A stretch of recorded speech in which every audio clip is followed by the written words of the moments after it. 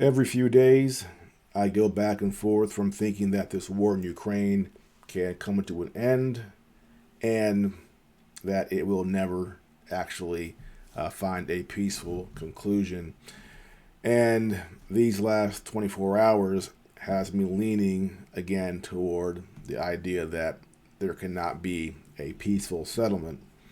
Now, a few weeks ago, I made a video, and in that video, I said that when you have great powers in conflict with each other in a war or a Cold War, it never truly ends until one power is completely destroyed. If not, all you get is periods where things cool off and go to a simmer, but then eventually in the future, it heats back up. So we have the example of Russia and Germany, World War II. Germany was completely destroyed. Their surrender was complete. And ever since then, Germany has been a faithful member of the West and no threat. However, Russia, who was part of the Soviet Union at the time, they of course won.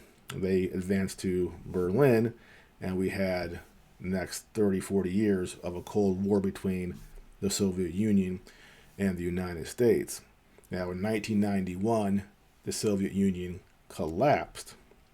That political entity did disappear, but Russia is, made up the brain, the bulk of what the Soviet Union was, and that still remained. Now, in the 90s, there was that attempt to liberalize, where the West, through the oligarchs, were trying to get their hooks into Russia under President Yeltsin. However, when Putin came into power, he reversed his trend and once again separated or moved Russia away from that liberalization, which the United States and the West have been very bitter about since.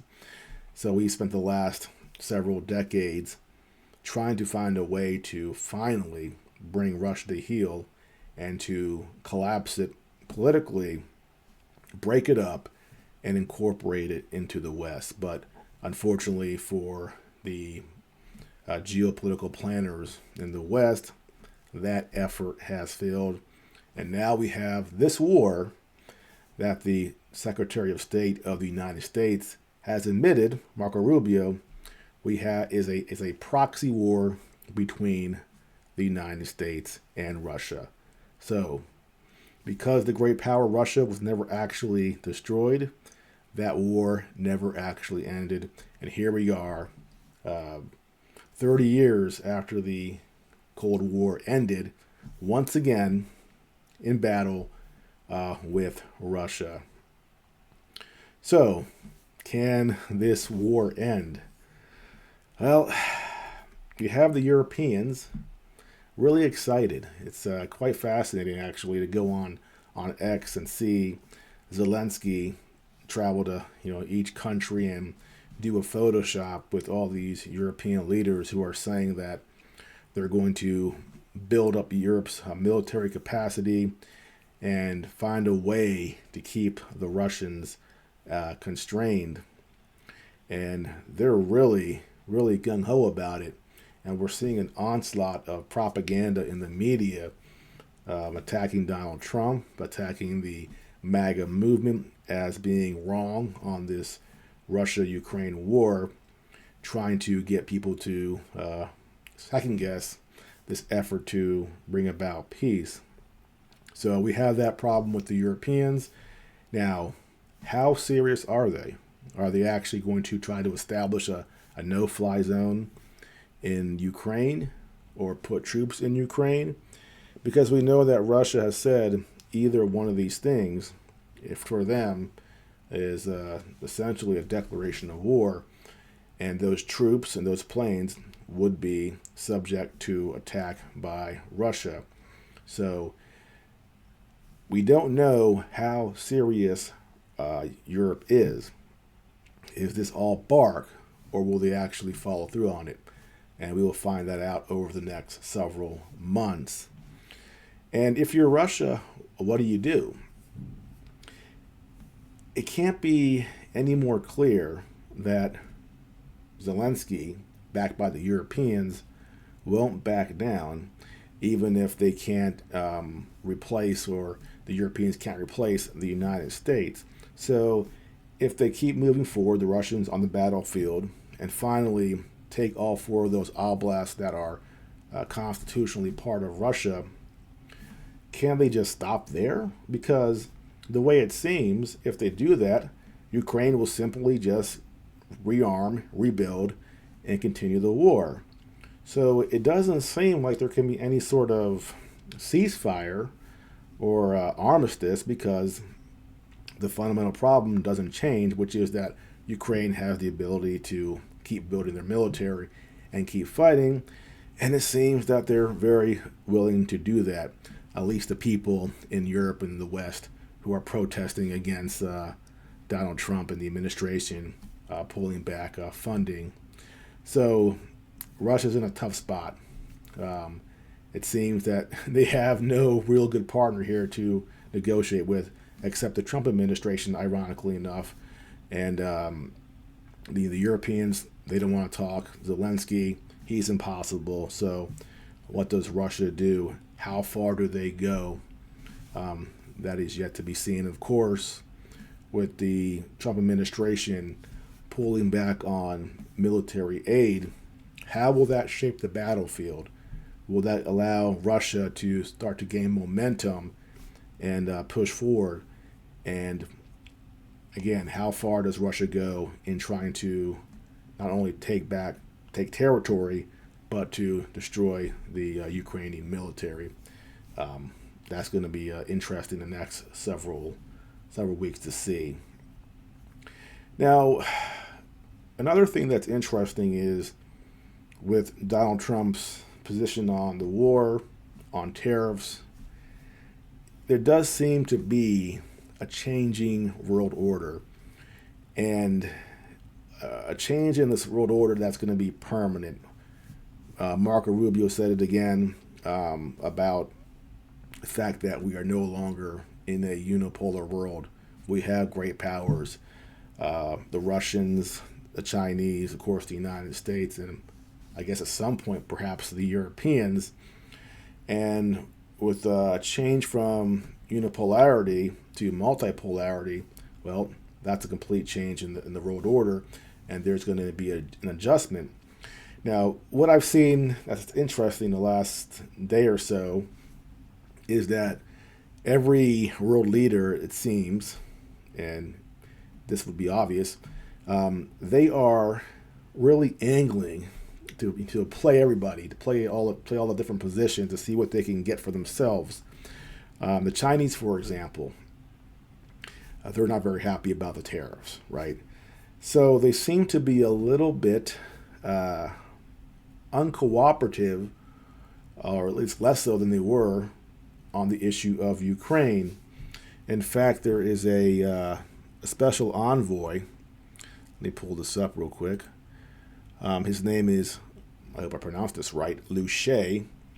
He is a special envoy for European affairs, and he said that he was appalled by how U.S. President Donald Trump is treating his allies. So that's not very helpful for Trump. So you think the Chinese, who want this conflict to end, would not be so pointed, but here we have this guy saying that although this one person in the past has made statements that has gotten him rebuked by the Chinese government. He apparently said that the Soviet satellite countries weren't actually sovereign and were really part of Russia, and that got a lot of heat on him. So maybe this is just a rogue Chinese official that doesn't actually represent the thought of Xi Jinping and party leadership. But China has said that any talks about peace in Ukraine must involve Russia, the United States, Europe, and Ukraine. That's what China says. But the problem is, Zelensky will not go along with that. So I don't think we're going to get those talks unless there's some sort of military collapse in Ukraine and forcing Zelensky or whoever's in charge of Ukraine at that time to actually have talks. So as things are now, with the military still fighting, we're not going to get those talks, and that won't change unless there's a drastic change on the battlefield. Another world leader that is playing the angles is Erdogan from Turkey. He is offering to put in peacekeepers in Ukraine, and he's talking about some sort of new European sort of NATO that excludes the United States. Now, the problem with Erdogan is that he is one untrustworthy person. He is Turkey first, which he should be, but in being Turkey first, he is really, really shady, and kind of like Zelensky will go back on what he says, and depending on who he's talking to, will say a certain thing, and he's completely untrustworthy. And the reason he's able to do this is because Turkey's geographical location allows him to play the Russians and then the Israelis and then Europe to the west.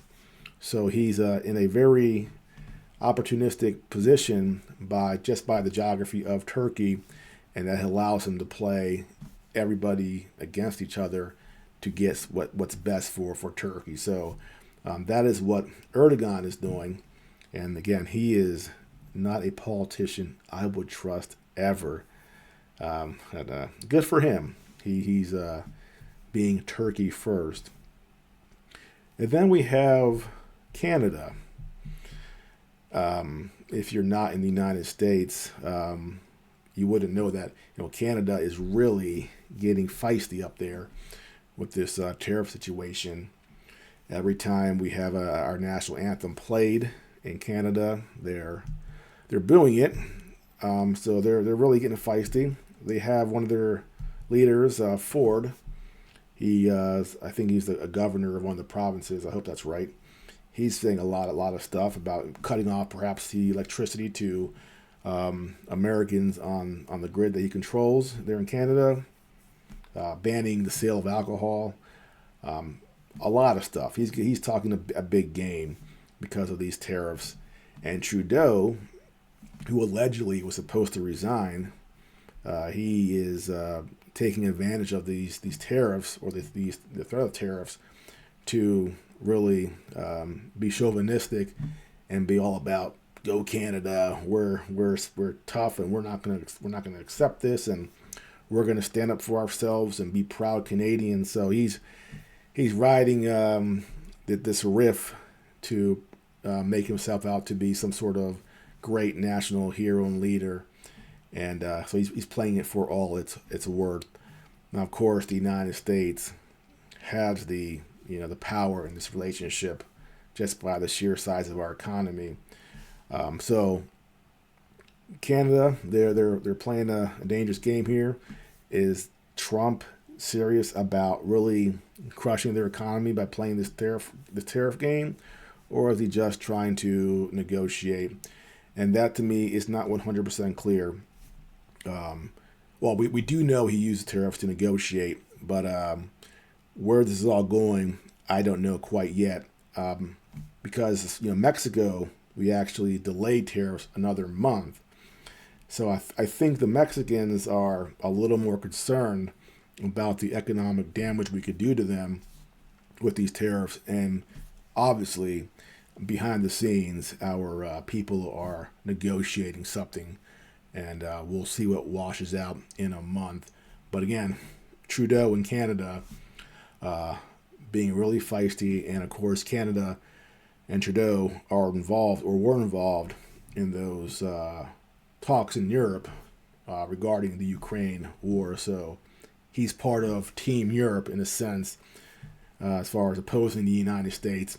and supporting Ukraine. So a lot of interesting things going on in the world, in a changing world order, and these next 6 months are going to be incredibly interesting. When Trump's president, every moment is interesting, but especially this time around where he's a little more, really motivated, has a game plan. He's dealing with a war in Ukraine, a potential war with Iran, the Gaza situation. So there is a lot going on, and how this all sort of washes out the next 9 months, you can make your predictions. To do so is dangerous because it's really, really hard to see every single angle and be able to figure out where everything's going to land. Though I will say that with Donald Trump, generally he just wants to settle things down and go back to the business of making money for the country. So again, we'll just have to see where this all heads and monitor it for any new things. And every day we will get new things and new information that will make this whole thing more interesting. So interesting times to live in. Well, that is it for now. If you're new to my channel, I appreciate you being here. Like and subscribe, and I will see you next time.